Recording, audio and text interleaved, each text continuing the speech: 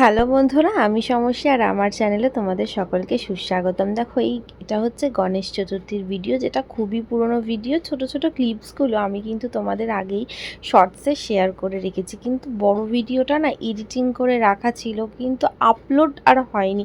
নানান ধরনের কাজের চাপে এবং নানান ধরনের সমস্ত কাজ করার ফাঁকে আর এই বড় ভিডিওগুলো আপলোড করা হয়নি। তাই জন্য আজকে ভাবলাম গ্যালারি ঘেঁটে ফার্স্টে কিন্তু এই ভিডিওটা আপলোড করব।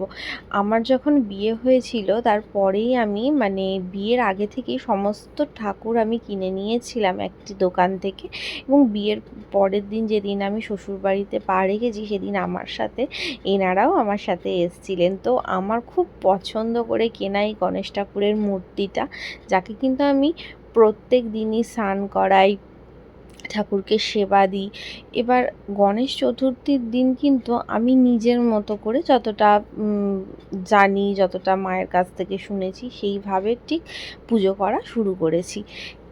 আমি কিন্তু গণেশ চতুর্থীর দিনকে গণেশ ঠাকুরকে পঞ্চরত্ন দিয়ে স্নান করিয়ে দিয়েছিলাম। তারপরে একটা হলুদ বস্ত্রকে জলচৌকির ওপর রেখে সেখানে একটু আতপ চাল আর পান রেখে ঠাকুরের আসনটাকে সাজিয়েছিলাম। আর সত্যি কথা বলতে হচ্ছে, ঠাকুরের জন্য একটা সুন্দর, আগের দিন রাত্রেই আমি এই ধুতি হলুদ রঙের, যেহেতু গণেশ ঠাকুর হলুদ রঙটা খুব পছন্দ করে, তাই জন্য আমি হলুদ রঙের ধুতিটা কিনে নিয়ে এসেছিলাম। অবশ্যই কমেন্টে লিখো যে কেমন লাগছে।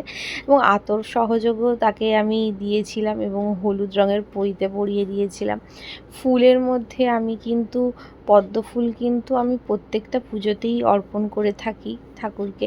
তো দুব্ব, যেটা খুবই প্রিয় ওনার, সমস্ত রকমের ফুল, জবা ফুল, গাঁদার মালা এবং একটি গোলাপও আমি রেখেছিলাম এখানে, এবং ফুলমালা সব সহযোগে সুন্দর করে আমি কিন্তু ঠাকুরের আসনটাকে সাজিয়ে দিয়েছিলাম। প্রায় আমার বাড়িতে সব রকমেরই ঠাকুর রয়েছে, নারায়ণ, লক্ষ্মী, গণেশ, হ্যাঁ, শিব ঠাকুর, গোপাল, জগন্নাথ, বলরাম, সুভদ্রা, সকলকে আমি কিন্তু তাদের বিশেষ দিনগুলোতে একটু সুন্দর করে সাজিয়ে গুজিয়ে সুন্দর করে তাদের পছন্দের ভোগ লাগিয়ে পুজো দিই।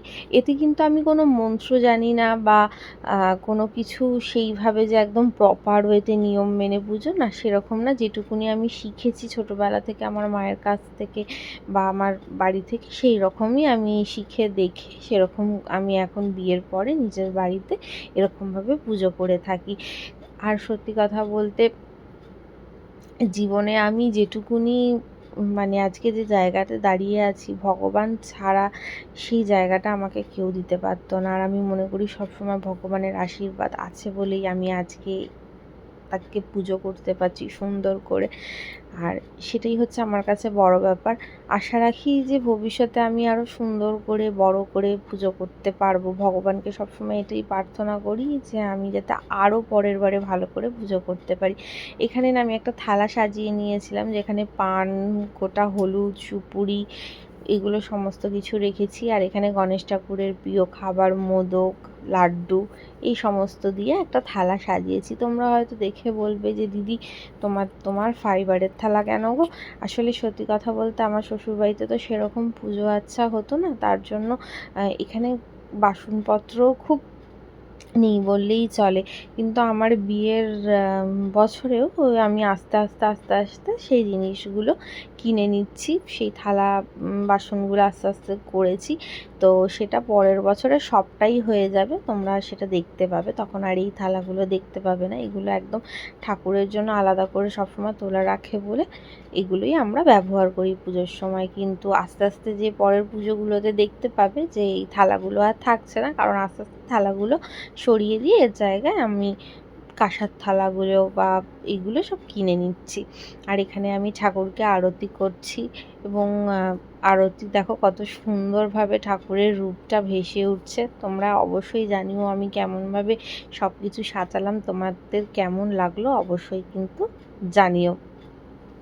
আমার একটাই জিনিস মনে হয় যে ভগবান ছাড়া আলোর পথে তোমাকে কেউ নিয়ে যেতে পারবে না।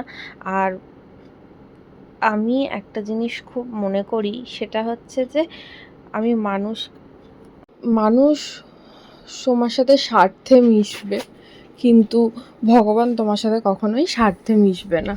হতে পারে তারা মূর্তির মধ্যে রয়েছেন, কিন্তু তার পুজো করে দেখো, তোমার একটা পজিটিভ ভাইবস তুমি পাবে। গণেশ চতুর্থীর মতো প্রত্যেকটা পুজোই বাড়িতে সম্পন্ন করি। এটা গণেশ চতুর্থীর ভিডিওটা আপলোড করলাম আজকে। আর কাল পরশুর মধ্যে আমি রাধা অষ্টমী, জন্মাষ্টমীরটা আমি প্রথমে করেছিলাম আপলোড, আর রাধা অষ্টমীর ভিডিওটা এখনও আমার কাছে ড্রাফট বক্সে আছে, যেটা আমি কাল পরশুর মধ্যে আপলোড করে দেবো। ভিডিওটা ভালো লাগলে অবশ্যই আমার চ্যানেলটাকে সাবস্ক্রাইব করো।